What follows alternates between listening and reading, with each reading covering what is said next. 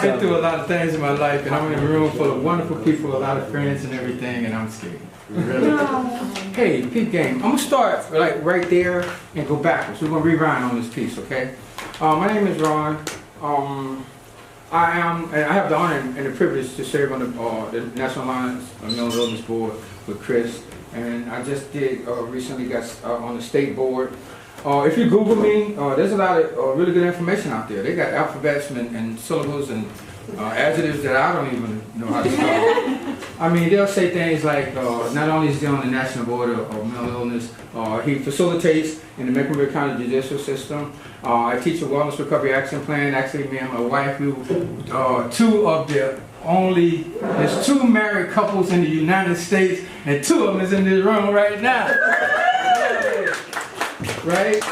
We teach that anywhere from Philly to Orlando. North Carolina is my playground. I'm kind of stationed, posted up right here in Charlotte. I teach peer support. I teach mental health first aid, suicide prevention, which I have to use a lot.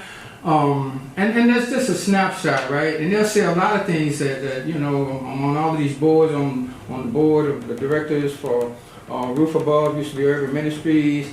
I do a lot of public speaking, contracted, do a lot of things.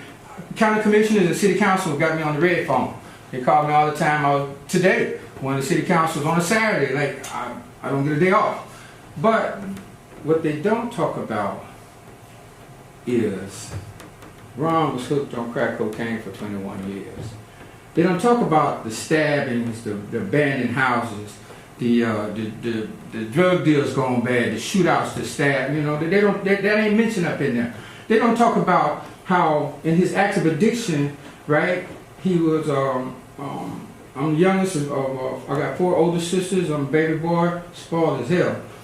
But they don't talk about that. I held my mom in her arms on her dying day, and she took her last breath in my arms. They don't talk about that kind of trauma and things like that, right? They don't talk about the day that we actually lowered her into the ground, and I swore with every molecule in my body that I'd never use drugs again. But 2 months later, I had a crack pipe in my hand. They don't mention those things. They don't talk about the diagnosed depression and anxiety that I'm challenged with every day. You know, watching my kids grow up without a father in the house for 21 years. Not mentioned. Eating out of trash cans, you know what I'm saying? Not taking a bath for months and things, living under the bridge down there on Trial Street. None of that is written in there. And they'll see me come into the room, right? And unless I tell them, you know, and they say, well, you know, dope boy fresh. They don't say that I've been locked up in 3 different states because of my untreated mental health challenges and things like that, right? Where I was right there, I was locked up in there, in that same judicial system down on 4th Street. And the reason they bring me back is because people like us and all of us who found this piece called recovery, we're the examples that people can have some mental health challenges and some wreckage in their past and be the example that we can still come up out of that and achieve some of all of our dreams. I heard the young man say that he had some alphabets behind his name. None. High school diploma. I graduated from the University of Budweiser with a major in crack cocaine. But I'm married to a wonderful young lady. She has her doctorate degree. She's an ordained minister. You never know when you get out the kiddie pool and jump in the deep end, what's that end item is going to be, right? And I'm gonna show I'm just rewind a piece and show you how I got there, right? Because I heard some other things, and I want to thank all of the speakers who came before me. Y'all bringing it hard. I love it. When I was a little kid, right? I grew up in the streets in Gulfport, Mississippi. That's the furthest southern city in the state in the 50s and the 60s when it was very unpopular being this color.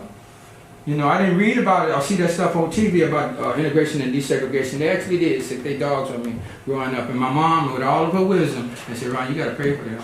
I'm like, real mom? It's not hard. But the things that she put in me and during those times are the things that got me doing what I'm doing today. Right? Because starting from a kid, I was taught big boys don't cry. I don't care how skin up I got. And then when I got into school, I started playing a little sports. You know, I still ball a little bit. It's all about the win, throw your hands up. But who cares about if we come in second place? It's all about being first. I was taught that. I joined the military, did 10 years in the Air Force. You know, I'm just talking about what normal is, right? I worked on every fighter jet in the Air Force inventory. F-4, 15, 16, T-38, F-111, all that. You know, I'm a teachable type of guy, like most of us are. But then I got a special assignment over in Europe, and I came back, and they put me at, I had a special assignment at Eglin Air Force Base in Fort Walton Beach, Florida. All the fighter jets was there, and I worked on all of them. But I was playing on the base team, and my reporting official was smoking. I just bought my first house, had that 66 Mustang that I always wanted, you know, I was flossing. 18-piece stereo, that was back then, we had the reverb, the wheel-to-wheel, and all that kind of stuff, right? I was doing my thing. But then it was 1983, and I got introduced to crack cocaine. And addiction is a disease. And for 21 years, I kept saying, just like everybody else was telling me, why don't you just quit? Why don't you just stop? Get over it. If it's diagnosed as a disease, which it has been by the medical society, you ever told somebody to just stop, just quit high blood pressure? Have you ever told them to stop diabetes? It wasn't until I hung up on that piece on March 15, 2010, I crawled off from under that bridge down there on Tryon Street, and I surrendered. And I wasn't taught to surrender.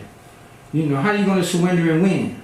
That's for losers. The military taught me that. I signed that document saying that, you know, I'm going to protect my country, willing to give my life for it. How I'm going to surrender and win? There's no giving up. That's for losers. That's what my mind was telling me. But the only way to deal with this mental health challenges that I had and that substance use disorder, and I'm using some new language, they just taught me that because it used to be crackhead, junkie, wino. You know, you throw it off, you ride the short bus. We're not doing that no more. We're done with that. We want to treat people like people. And what my primary goal is today is to use my experience, strength, and hope to help anybody not named Ron Clark. And that's what we're doing as a community, right? Thank y'all for letting me.